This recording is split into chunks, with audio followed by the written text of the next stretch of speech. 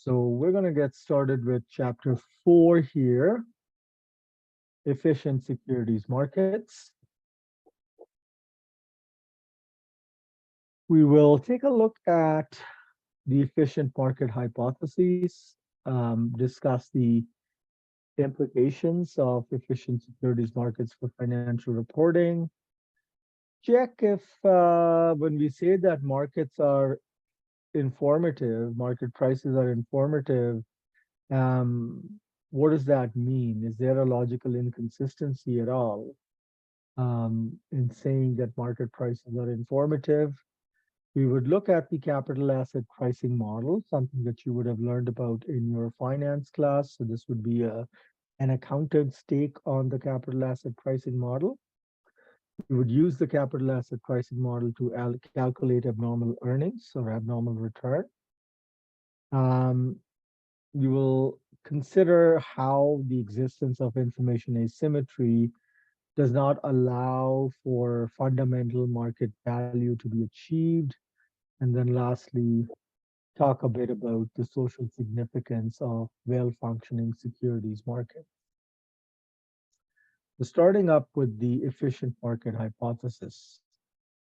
This hypothesis was first suggested in the early 1960s by Professor Eugene Fama of the University of Chicago. And in the earlier days, it was believed that markets are strong form efficient, which means at any point in time, a company's stock price reveals all information about the company. Pretty quickly, that became debunked. So we made a move towards semi-strong form, where we argue that all publicly available information about a company is revealed in the stock price. So only if information is not publicly known will the stock price not incorporate that information. Otherwise, as soon as anything becomes publicly known about a company, the stock price will respond to that information and adjust. There was, for a brief while, a suggestion that accounting information or capital markets, capital markets are efficient only in the weak form. That is, stock prices only incorporate historical information. And that too has been debunked along with the strong form hypothesis. The weak form hypothesis does not hold. So the assumption that we are going to use in this textbook is that at any point in time, stock prices reveal all information that is publicly known about the security. Now, a few points to keep in mind here would be that when we talk about publicly known, we are not ruling out the possibility of insider information. So insiders may know information that is not yet revealed to the public. The second point is that since stock prices incorporate all information that is publicly known, the implication would be that as soon as new information becomes publicly available, the market price adjusts very quickly to respond to that new information. Which then means that if the stock prices adjust very quickly, investors cannot really hope to make extra profits in the long run. Investing is fair game. As an investor, I cannot really exploit any information if it is publicly known. And if it's not publicly known, I've got to be an insider, and insider trading is considered to be illegal in most parts of the developed world. And the last piece is that market prices, because information about a company can become available randomly, market prices should, by definition, then also change on a random basis, that there cannot be a discernible pattern to the movement of market prices.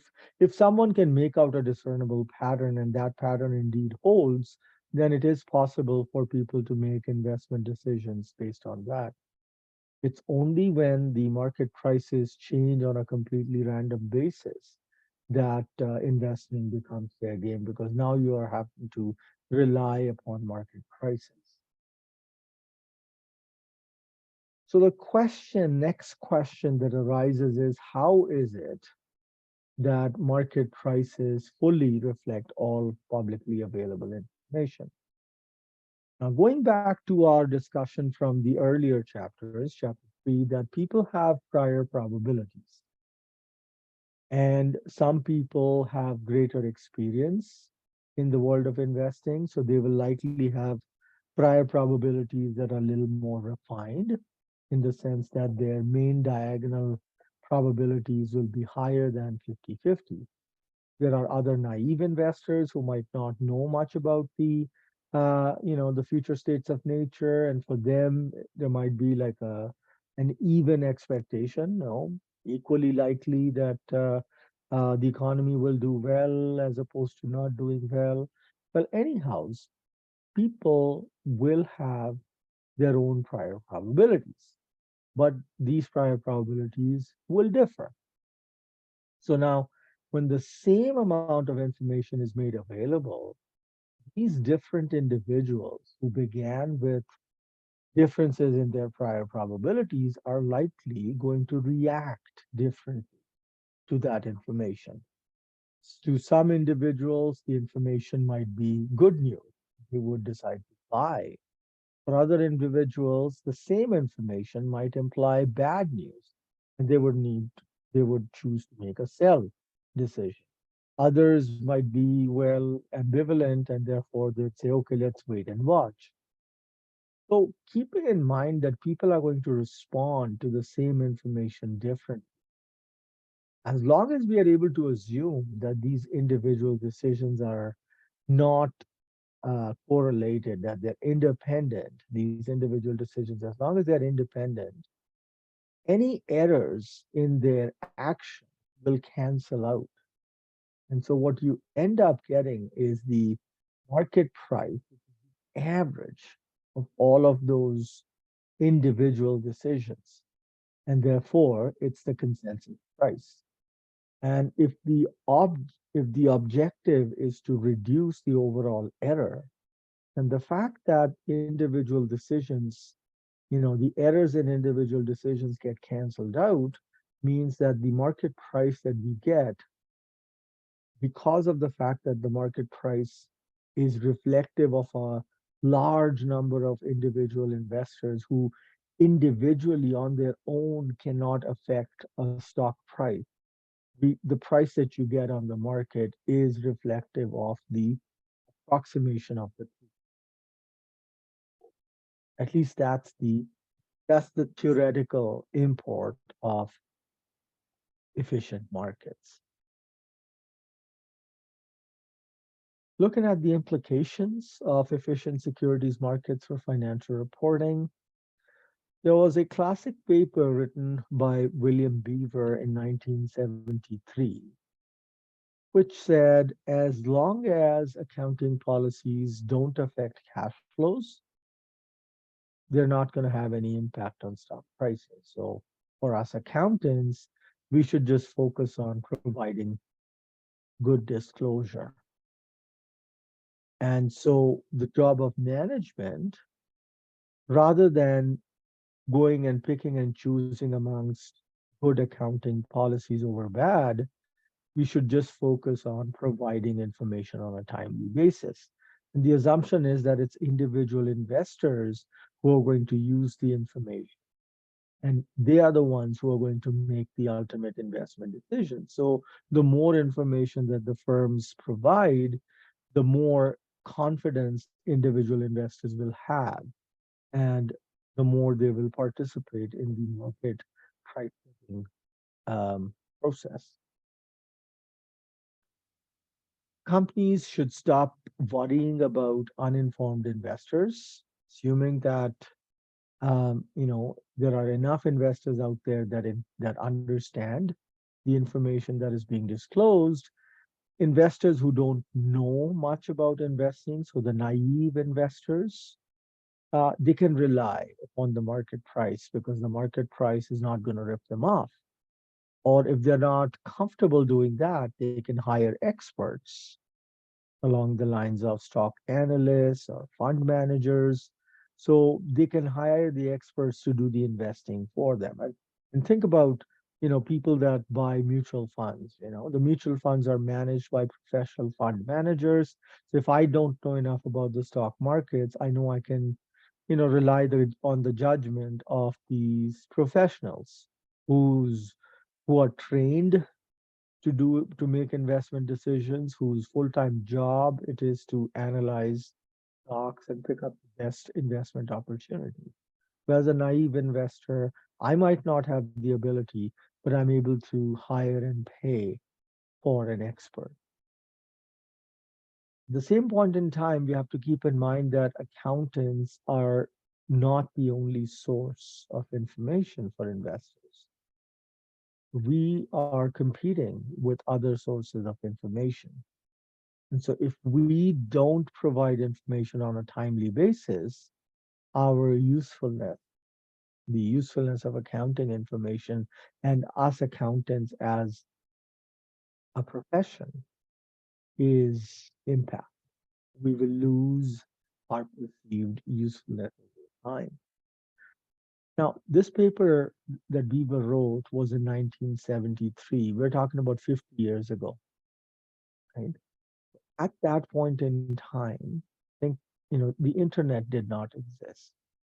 So the concept of information becoming available and disseminated at a cheap, really, really cheap price or cheap cost to millions of people across the world did not exist. Right. So at that point in time, it was important that information be made available to people while it still mattered. So for a very long period of time, relevance of information used to be thought in terms of whether it was timely or not, whether people got access to information on a timely basis. Now, if we were to consider Beaver's paper, we would laugh.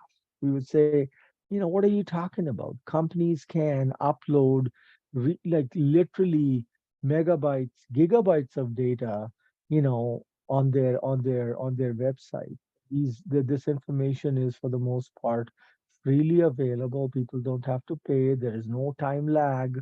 You know, anyone who's looking can actually go and find that information. And so today, in today's world, if you think about it, the opposite holds true. Information is becoming available very, very, very quickly, but there's so much of quote unquote information that people are now suffering from a glut of information. So the role now is to highlight what part or what facet of the information is truly relevant or truly important for the investor to pay attention to, and the rest they can ignore, right? So you now are sort of looking at a world where there's so much information that you actually need someone to curate that information, someone to actually edit out and maybe distill the information. There's just so much that you cannot consume all of it. We've come a long way from Beaver's time, right? So this also kind of gives you a sense of how accounting thought has evolved over time. There was for a long period of time this logic that information is relevant only if it is fresh, only if it is timely, if it is available within time to make an actual impact on a decision, right? Things have changed quite radically. Before we get into the calculation part, a question arises. So when we say that market prices always reflect all information that is publicly known about a company, the question arises, is there a logical inconsistency? Now, what we mean by that is when we talk about informativeness of price, we're talking about the extent to which a company's stock price tells us about all information that is publicly available. So now, if we accept that definition about efficient market, we say efficient markets, in under efficient markets, the stock price tells us everything, or the price reflects everything that is publicly known. Now, if that is true, then as an investor, don't have any incentive to look for any new information, because I say, well, by definition, the stock price is reflective of all everything that is to be known about the company. Now, if all the investors in the market decide, well, the stock price is informative, so there's no point in us spending time, money, effort to find new information. So if you do that, and people, everybody around the world stops looking for new information, then it is conceivable that new information may become available, but nobody paid attention. So then what would happen if there is even one piece of information that became available and nobody paid attention because they were all expecting, the stock price is fully informative. Remember, the stock price doesn't change on its own. For the stock price to change, people have to receive the new information and act on it, right? Some people will buy more shares, some people will sell the shares. So there's got to be trading that happens that causes stock prices to change. Otherwise, stock prices won't change. So if people started believing blindly in stock prices as being fully informative, then they'll stop putting in the effort. And if they do, and new information becomes available, that additional information will not be acted upon. And the result will be the stock price no longer is fully informative. That's a problem, right? So you fall into this inconsistency of logic. So the theorists say that doesn't happen. Why? And this is the classic, oh yeah, that's the theory, and here's the exception. So when we say people are rational, people are willing to accept new information and act on new information, we in accounting theory come up with this line of creatures called noise traders. So noise traders are individuals who will make decisions to buy or sell shares not because they are acting on the principles of a rational investor, but rather these people are either they have need for cash, and so they will sell even though there is no compelling reason to do so, or they've got some money, and instead of doing their own work, they hear about a hot tip, right? So like for unfortunate unfortunately, that is true for some people who may have heard about, oh yeah, the US is going to legalize marijuana, so let's invest in cannabis stocks. Or the Bitcoin is the next big thing. You can make a ton of money. I've got a cousin who's got a friend who made millions investing in Bitcoin, so we should go put our money in Bitcoin. Or I've heard of Elon Musk, he loves Dogecoin, let's invest in Dogecoin. No idea, haven't done any homework of their own. They just decide to put their money in certain kinds of securities. And when you have someone acting like that, such buy sell decisions do have an impact on a company's stock price, but these decisions are by definition random, right? Individual actors, buying and selling stocks for no good reason means by definition such actions are random. So what happens in that case is when you have noise trading occurring as well, then stock prices are changing, not necessarily always in response to new information. So stock prices will just be partially informative at any point in time. They are not always telling us the full story about what is publicly known about a company's stock, because there could be other people buying and selling that very stock for reasons that are not related to any rational reason. When you have something like that, there is a possibility to make money by paying attention to what's called short term arbitrage opportunities, short term pricing anomalies, right? A company's stock might be at a time trading below its fair value. So, for people who are paying attention, that's an opportunity to buy because the price will go up. Or maybe the company stock price is too high. If you think about meme stocks, you might have heard about meme stocks where for the last couple of years there's been this move. So an example is Bed Bath and Beyond, right? So there was Bed Bath and Beyond is a classic meme stock where, there were people that believe Bed Bath and Beyond serves an important role in the economy. And this was a lot of people in the US thought so, and so they were bidding up the company stock, right? So they were buying those shares, and the stock price kept like it just went up crazy. So also did BlackBerry. BlackBerry stock, crazy movements. GameStop, it's a company that sells gaming consoles and stuff. There was crazy stock price move at its heyday. A cannabis stock like Tilray hit $300 a share. Crazy, crazy moves because people were just acting, in on a momentum, right? They weren't paying attention to the fundamentals of the stock.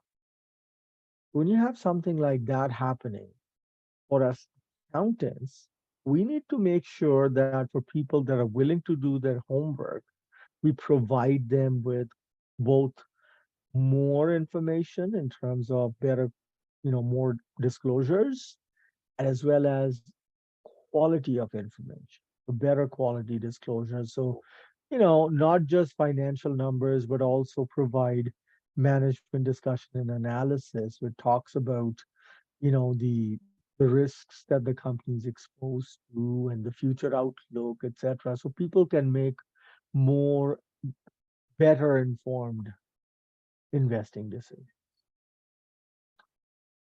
That making sense so far? Did anybody have any questions at this point?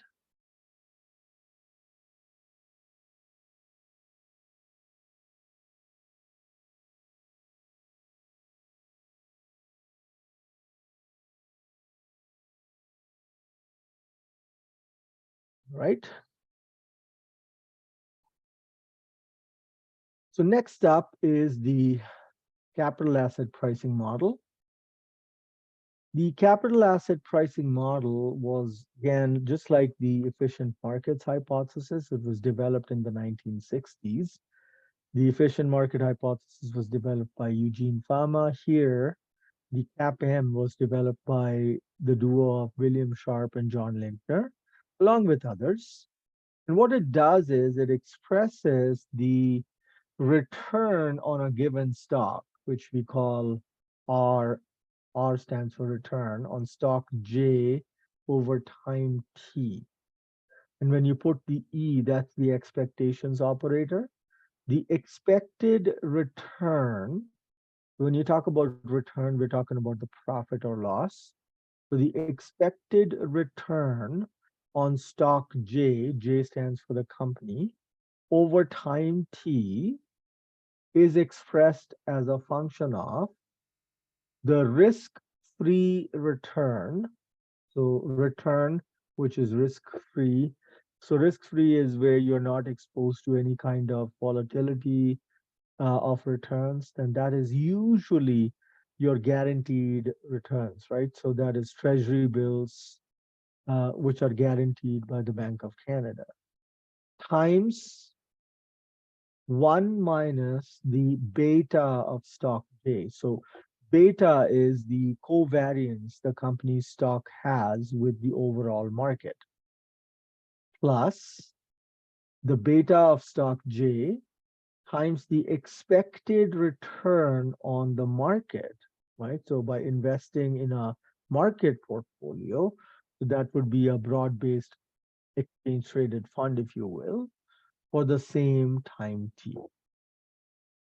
Now, this formula you probably have learned in your finance course. Everybody would have taken finance by now. We use it here in accounting theory to calculate abnormal return, and we're going to learn about that soon. But first, a little bit more about capital asset pricing formula, usefulness.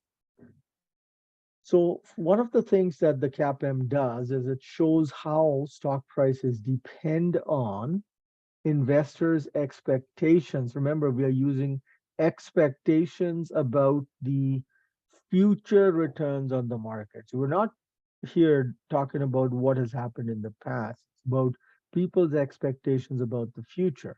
So expected return on a given company's stock depends on expected returns on the market, right? So if people expect the market returns to be lower in future, the expected return on the company's stock will also be lower. But that doesn't mean that the actual return will be lower. The actual return may be whatever. It's people's expectations, right? So CAPM shows how stock prices depend on investors' expectations.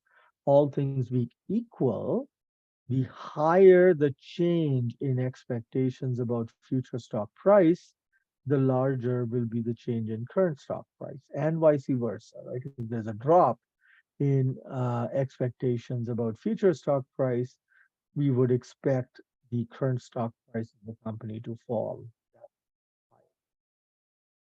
It also, using the capital asset pricing model, we are able to split realized, which is actual returns, into the expected component and the abnormal. And thirdly, we are able to estimate a company's stock beta, assuming that beta is stationary. Now, that is not true. A company's beta changes over time. For a company like Apple, 30 years ago, Apple was a very small company and its stock beta was much volatile. It had a higher stock beta. So in terms of just the variability of the stock price of Apple relative to the overall stock market, NASDAQ, let's say, the NASDAQ index and Apple's stock price moved way more than the overall NASDAQ index. Over time, as Apple grew as a company, the stock price, number one, Apple stock started to exert greater bearing on the overall index. It became, over time, a big chunk of the index. And so the returns on Apple stock ended up being not a whole lot different from the overall return on the market. So the beta on Apple stock over time reduced to become very close to one. A beta of one means the company's stock price moves similar to overall movements in the market. As the market goes up, the stock price goes up. If the market goes down, the stock price goes down. If the company's beta is more than one, then when this overall market goes up, you expect the companies. So if the market goes up by 1% and you have a company's stock with a beta of 2, you expect the company's stock price to go up 2%. Right? So it's just kind of acts as a multiple. But over time, a company's stock beta can change. It can increase, it can decrease as well. Right? So this assumption that a company's stock beta doesn't change over time is not realistic, but we can use, if we are able to assume that it stays constant, we are able to estimate the beta. Now, how do we split actual stock returns into expected and abnormal returns? We can do a little bit of algebra. So we can rewrite the market model, dropping the expectations, right? We got The return on a company's stock, J, over time T, is expressed as alpha, where alpha is, just a smaller way of representing the risk-free return times 1 minus the beta of stock J plus beta of stock J times the return on the market, and plus an error term. Now, the first two, alpha plus beta times market return, is the expected return. And the error term that you see, the epsilon, that's the abnormal return. Now, we can use this to split the stock return into its two components.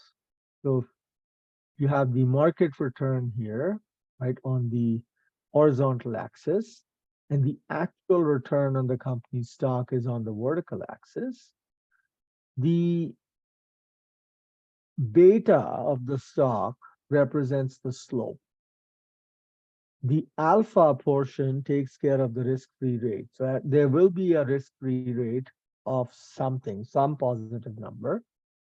Then the beta of the stock takes care of that's your straight line. And you can break down the expected return. So the overall total actual return can be broken down into an expected portion, and then whatever is outside of the expected portion, whatever is beyond the expected portion, is the abnormal return. Now, it will probably make more sense if we did an example of some numerical example. Now, I do have a numerical example. So this is the file that I shared. I'm gonna post the link here again.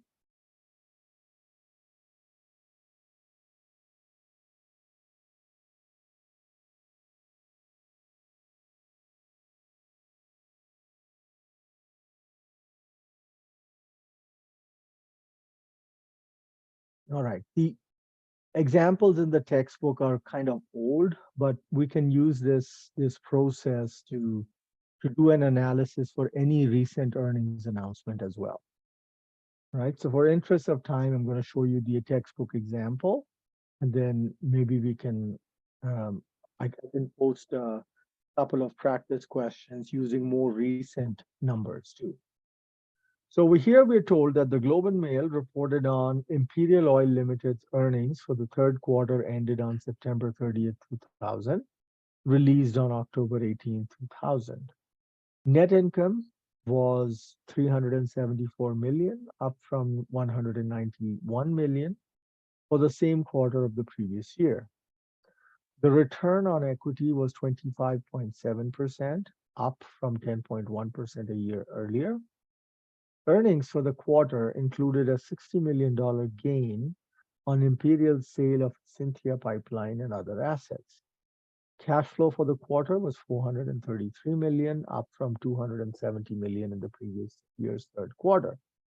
The reported profit of 374 million was in line with analysts' expectation. All this is great information, and I will maybe come back to this information later. For now, our information that we need to use is in this second paragraph. On October 18th, right, date that the earnings numbers were announced, the Toronto Stock Exchange Oil and Gas Index rose by 0.6% as the market anticipated higher prices for gas. Yet, Imperial's share price fell on the day by $1.25 to close at 37.5. The Globe and Mail also included analyst comments about a widening discount for heavy crude oil relative to light crude. Imperial, well, certainly at that time, was Canada's biggest producer of heavy crude. Also, Imperial's production from its oil sands projects declined in the quarter due to maintenance and temporary production problems.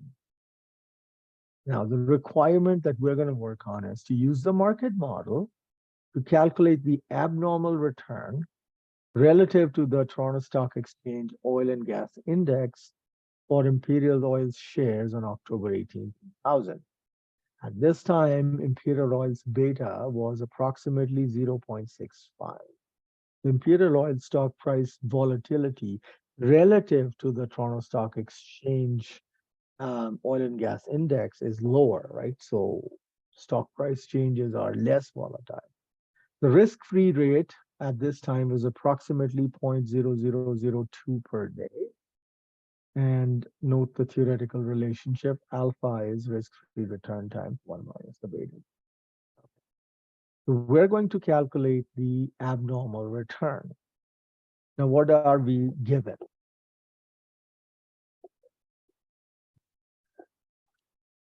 The return on stock J over time T. The T over here is 1 day.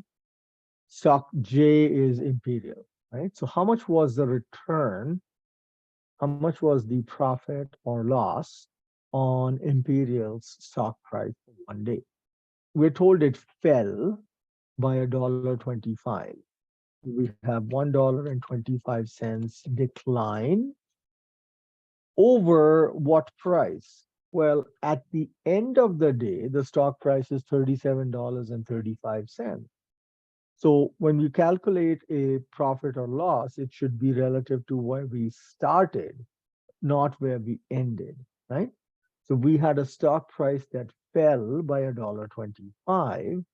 It closed at $37.35, but it must have started at $1.25 more, right? So the closing price the day before on October 17th must have been $1.25 higher. So we're looking at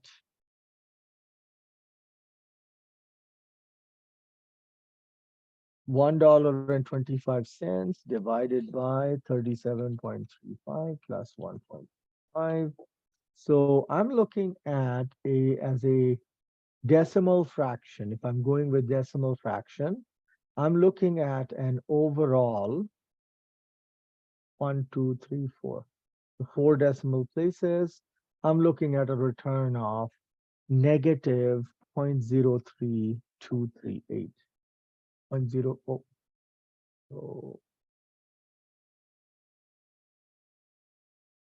0.0324, right? Because it's all 4 decimal places. Let's round it here to 4 decimal places. You're looking at a loss of, so this reads as a actual return was a decrease of 3.24%.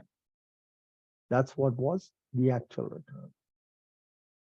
Now, what else are we given here? We're told that the beta, I don't know if I can put in Greek letters, so I'll see if I can do that if I'm allowed to.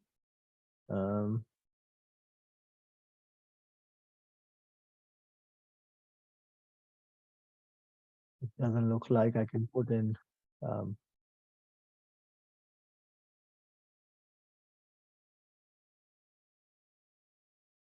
I'm just going to put beta, okay? So the beta that we were given is 0.65. Now, the market return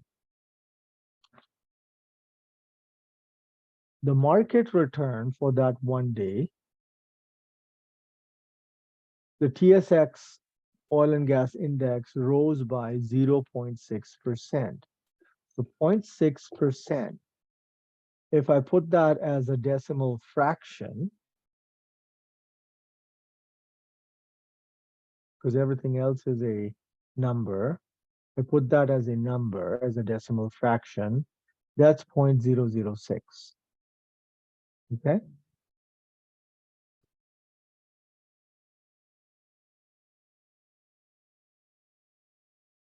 I've calculated my actual return. I've been given the beta. I've been given the market return. Now, for the expected return, Expected return is, you go back and take a look at your formula, the expected return is alpha plus beta times market return. And alpha is the risk-free return times 1 minus the beta. So I need to see the risk-free return as well. So what's the risk-free return here? The risk-free rate was 0.002.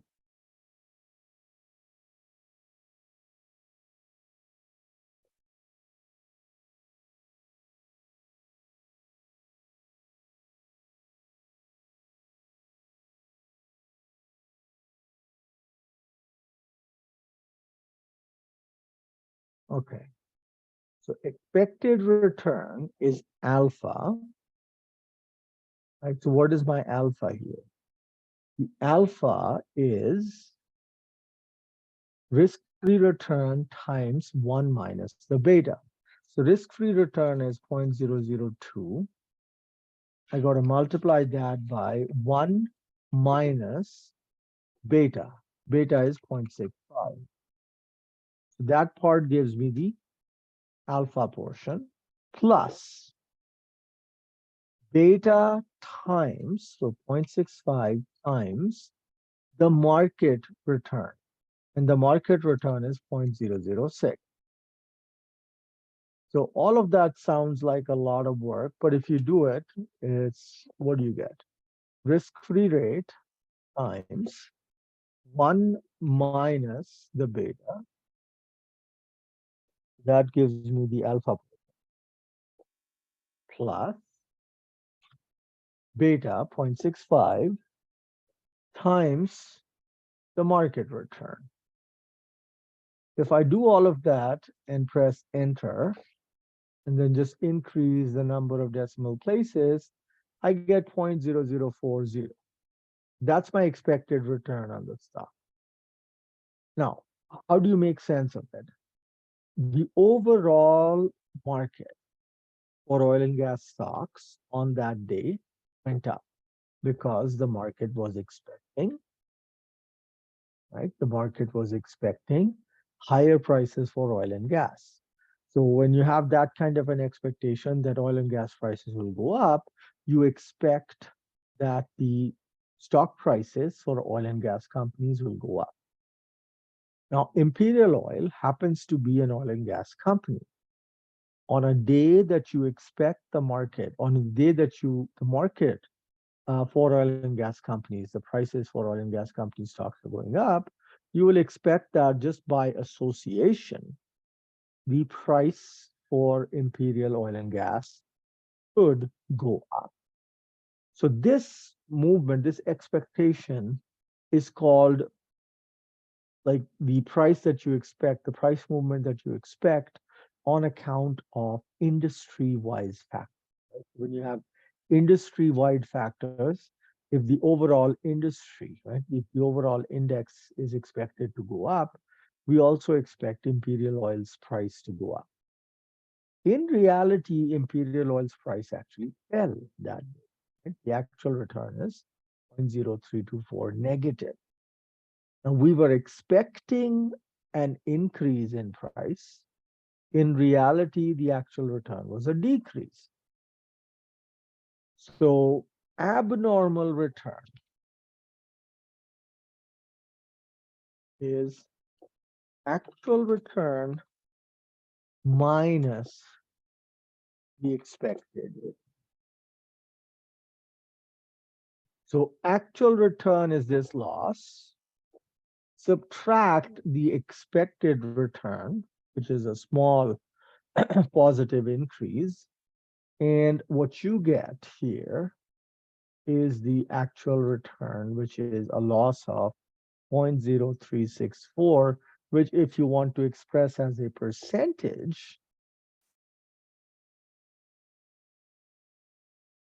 is minus 3.6%.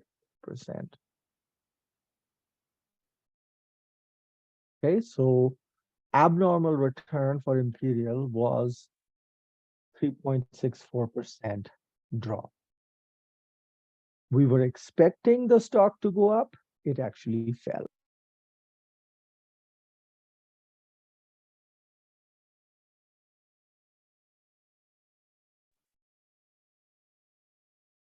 Any question?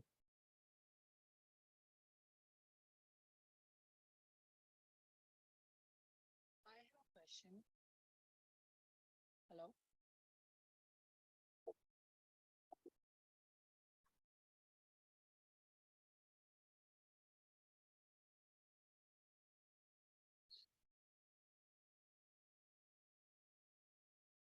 You guys are awfully quiet. Are you all there or logged off?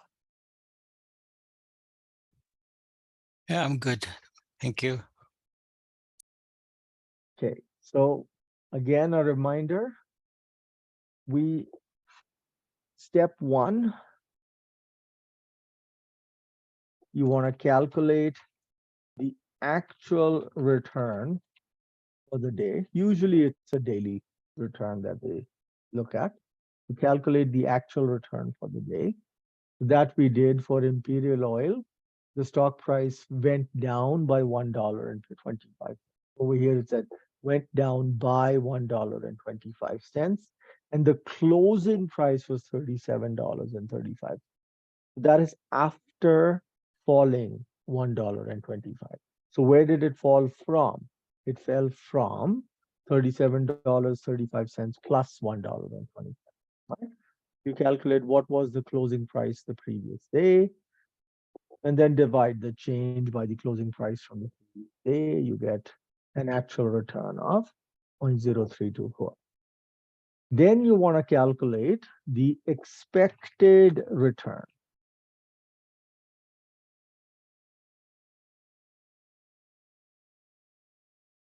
Now, for calculating the expected return, we use the risk-free return. We use the stock beta and the market. Those are the three pieces in play. Risk-free rate, stock beta, and the market return. The calculation is risk-free return times 1 minus the beta plus risk-free return times the market return. Is that the formula or did I mess it up? Hang on. Yeah, that is the formula.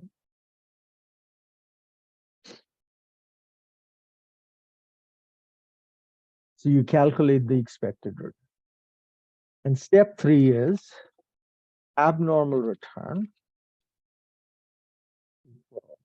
actual return from step 1 minus the expected return.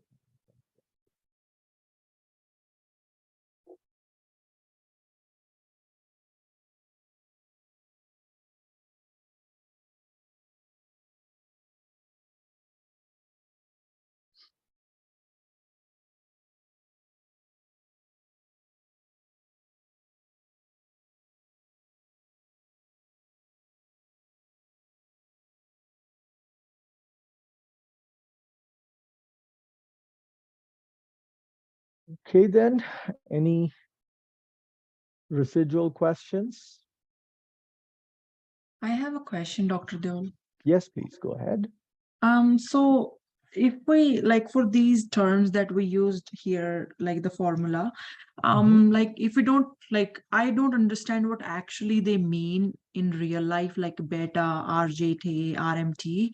So if we just forget the numbers, like in plain language, what actually they are telling us, is there any way you can Yeah, explain that? absolutely.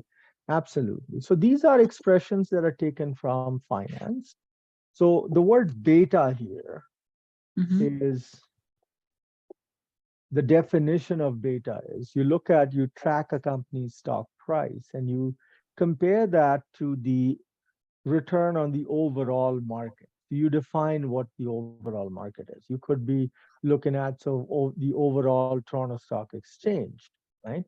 Or you Mhm. could be looking at a sub portion of the Toronto Stock Exchange, like in this example, they talked Mhm. about the oil and gas sub part of the Toronto Stock Exchange. So you look at, whatever are the companies that are included in the index that Mhm. is for the oil and gas. So you calculate the co-movement, right? So this is calculated in terms of the variance. So variance is a statistical construct. You look at the changes, how the stock price of a company changes relative to the market. So for example, if I was to go into Yahoo Finance,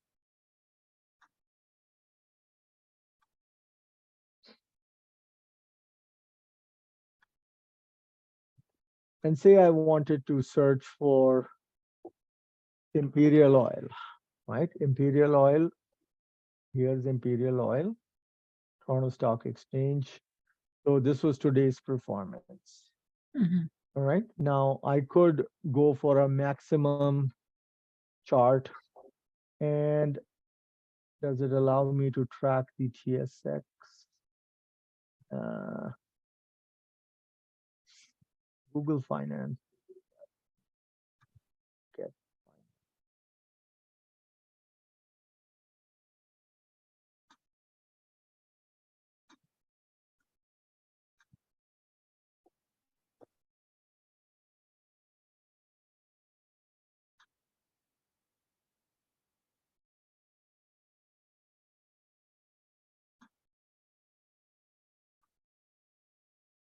Yeah, we are comparing a stock with the.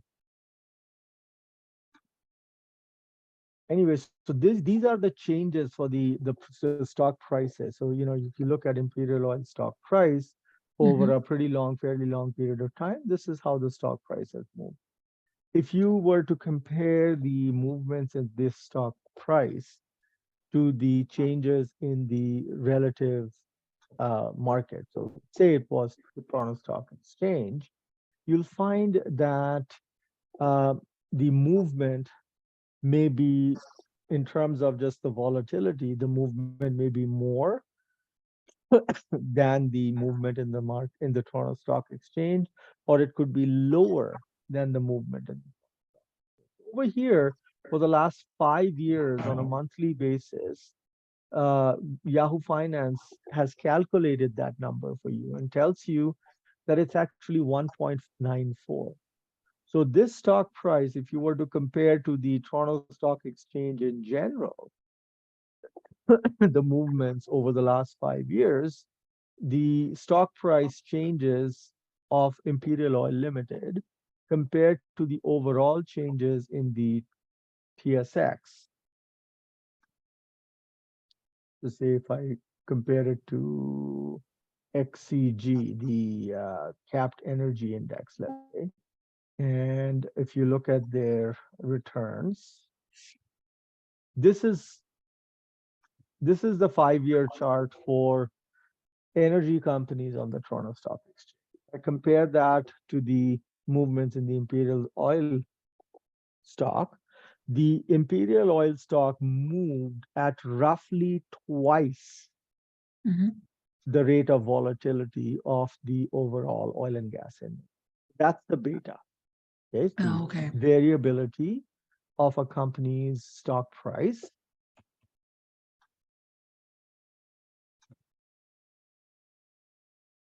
relative to the market. Now, the RMT is basically the return on the market portfolio. So this is basically if you had, if I just looked at this one, so today's return. So XCG is it's an exchange traded fund, but it mirrors what has happened to oil and gas companies today. So what it comprises is a whole bunch of um, so if you look at its profile, it tells you that it consists of shares, doesn't give you exactly which shares. Well, you might go into the the company that has created this particular exchange traded fund, and it'll tell you what stocks it trade, what stock it mirrors. But overall, today this particular index went down because oil and gas prices went down, and it Mhm. went down by 2.25. Today, Imperial Oil was down by Mhm. 2.81%. Okay. Okay. So when we consider the beta calculated over 5 years, on average, Imperial Oil stock has been more volatile. But today it was not as much, right? The Mhm. market fell. On average, the oil and gas company stocks went down by 2.25. Mhm. Imperial Oil stock went down more than 2.25%. Now, if you go with a beta of 1.94, you will expect possibly a drop of close to 4%. That didn't happen with Imperial Oil today, right? Mhm. So there must be some other factors contributing to that, right? Imperial Oil stock fell, Mhm. but not as much as we would expect. If we try to calculate based on the numbers today, right? So we from based on numbers from Yahoo Finance today, what we have is the return on the stock, Imperial Oil stock, was negative 2.81%. Okay. The beta taken from Yahoo Finance is that's the energy index. Stock beta for Imperial is Google not give me a beta? Yeah, I saw it on Yahoo, I guess, when you was doing Yahoo it. was 1.94, I know. So okay, let's just Imperial Oil right here. We have a beta of 1.94. So 1.4. The market. Now, I could define the market in different ways. I might say, I want to look at the overall Toronto Stock Exchange. That's fair. Some people would think Imperial Oil is a large enough company that we should be comparing to the overall market. Others would say maybe it's better to compare it only to the oil and gas companies because Imperial Oil is an oil and gas company. If I Mhm. go with oil and gas companies, then on average over here, I'm seeing a drop of 2.25%. So that is my market return, right? On average, what happened to oil and gas companies? They went down 2.25%. Now, what's my Okay. risk-free rate of return? The risk-free rate um, is the treasury bill rate. Okay, so the treasury bills are issued by the Bank of Canada on behalf of the government. So Mhm. Canada treasury bill rates, if we go and look for them, we get from the Bank of Canada treasury bills.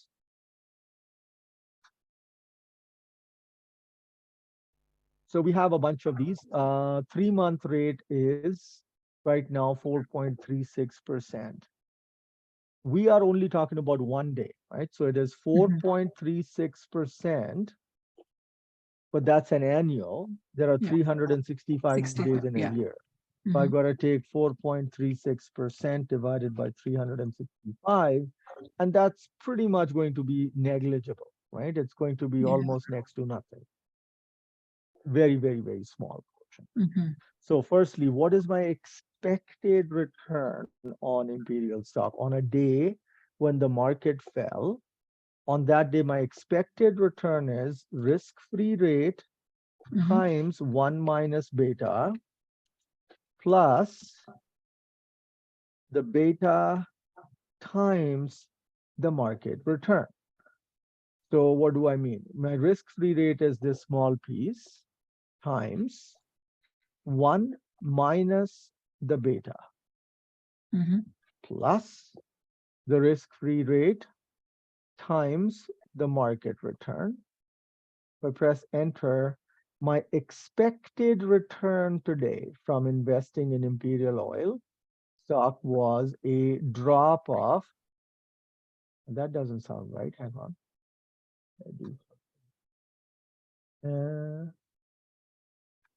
So risk-free rate times 1 minus the beta. Oh yeah, because the beta is higher, so there should be a negative component plus risk-free rate times market rate. Okay, so based on my expectations, I would have expected Imperial Oil stock to go down, but only by a very small portion, Mhm. very, very small portion. But it actually went down by 2.81.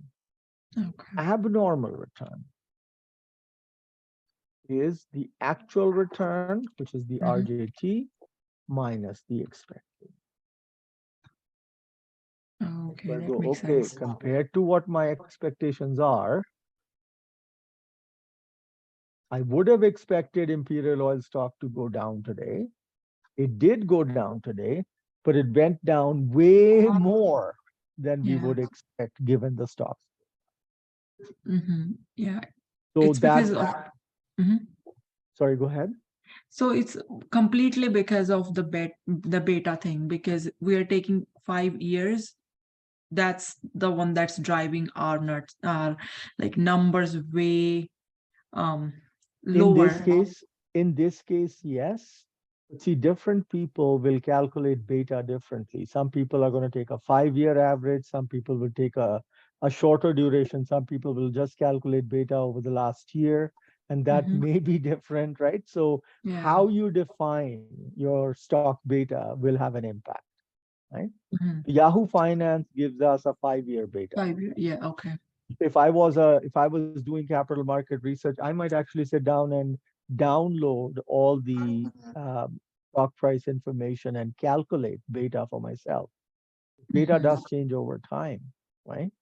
So Mhm. in this particular example, downloading the numbers from these finance websites, we get for today, Imperial stock had an abnormal return of close to 2.8 Yeah. time. It was lower by 2.8%.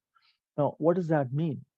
There's got to be a reason, right? It went down more than we expected. Well, there's got to be a reason.